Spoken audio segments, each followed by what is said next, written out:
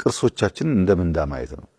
አሁን ብዙ ሰው አያውቅም። ባለፉት 7 ዓመታት ከዚህ ቀደም የተዘረፉ የጠፉ የኢትዮጵያ ቅርሶች ከ35 በላይ ተመልሰዋል።